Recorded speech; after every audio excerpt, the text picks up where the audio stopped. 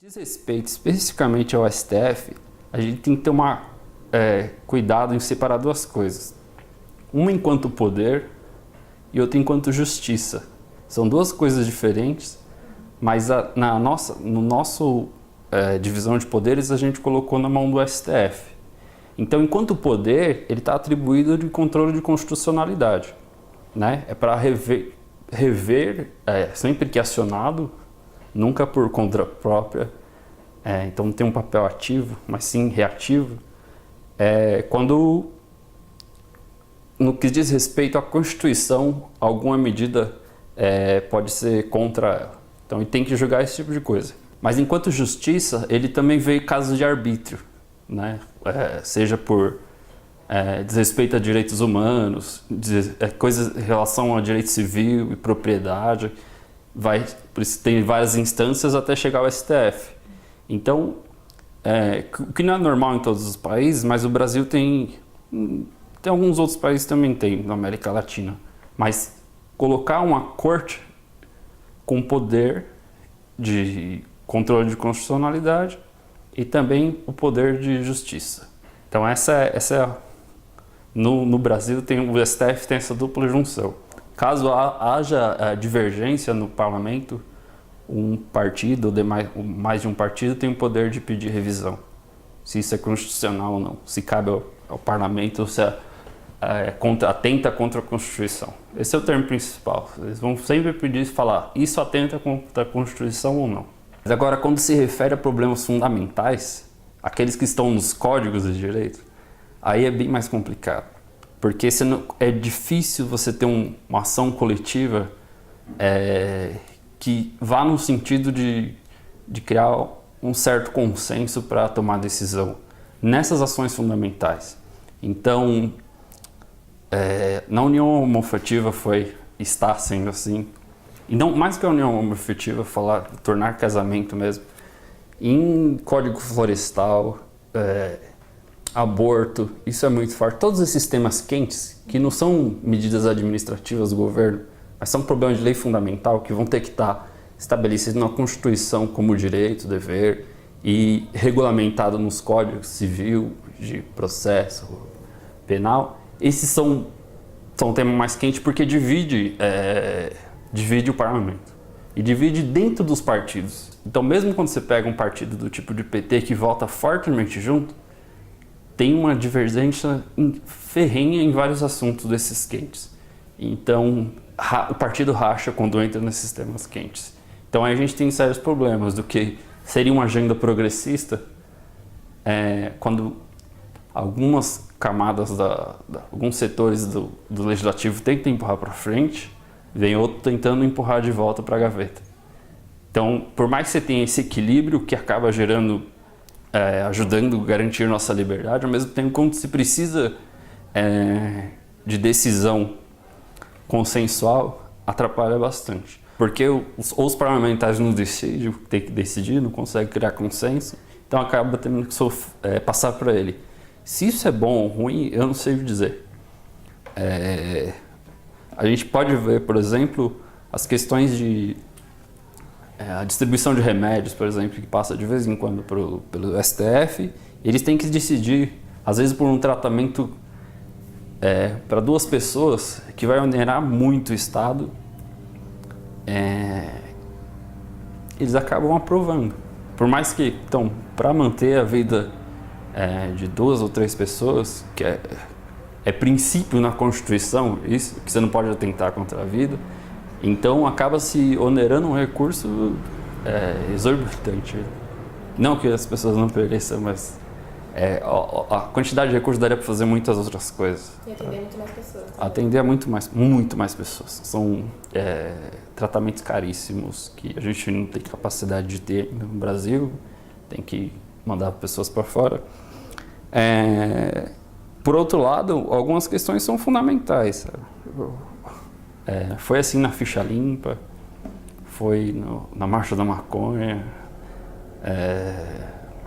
nas células de tronco também. Você percebe uma decisão que parece razoável, sabe? Não é tão... Mas isso ainda é um problema. no que se refere tanto à justiça quanto ao controle de constitucionalidade, o STF ainda teria que partir de uma interpretação da Constituição e não regular ou agir no sentido de políticas públicas. Isso teria que ser os representantes do povo mesmo, né? Vale lembrar que eles não são representantes diretos, são um poder separado. Então, de certa maneira, extrapola um pouco ao que seria razoável de se esperar, que é a atuação dos poderes representativos atuarem, que é em políticas públicas fundamentais. A falta de legislação abre buraco para esse tipo de coisa. E o entrave no Congresso ajuda também, né? Porque não consegue ir para frente em várias coisas. A quantidade de recursos que as pessoas pedem ao STF é gigante, né? Eles não acabam não dando conta de tudo. Mas geralmente são nos sistemas que estão mais fervendo, né? Então quentes, que eles têm que de alguma maneira agir, porque senão você cria um entrave pior do que não agir. Se vocês lembrarem na Marcha da Maconha, o risco era muito maior de não agir do que de agir favoravelmente.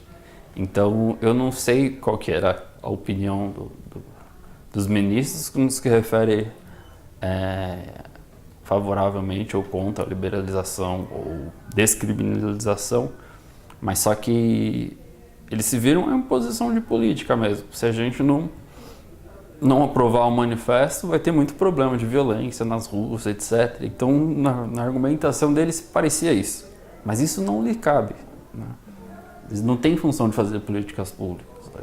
Teria só que argumentar se é favorável ou não à Constituição, e não nos riscos que isso incorre para a ordem pública, etc.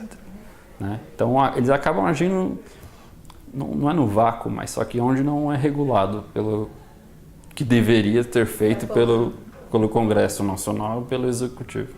Então, o que acontece com movimentos sociais quando veio algum problema desse tipo, é geralmente ir atrás do seu representante, porque é muito mais fácil via dos partidos, né? No controle de constitucionalidade, todos os partidos têm representação no Congresso, as associações profissionais e federações profissionais, a Ordem dos Advogados, são essas grandes organizações da sociedade civil. Vou lembrar que a OAB é uma organização privada, os partidos são organizações privadas, que têm direito pela Constituição de pedir a revisão, pedir o controle de constitucionalidade, geralmente entrando com a ação direta de constitucionalidade, a DINS, né, que eles chamam. O que acontece, eu acho que isso é interessante, que faz parte da política, geralmente algum órgão tomar para si o pedido e encaminhar para o STF. Na Câmara dos Deputados, e nos legislativos municipais e estaduais, a gente tem representação proporcional. Então, garante a representação proporcional, eu acho fundamental, e ela garante todas as vozes que estão minimamente organizadas serem representadas. Então, por mais que quando se pergunta, geralmente, nas pesquisas de opinião pública, você se sente representado? As pessoas falam, não sei o quê. Mas não há um problema presente na sociedade que não esteja minimamente organizada, que não vai estar no Congresso, principalmente na Câmara dos Deputados. Então, todas as minorias, índios, gays, LGBT,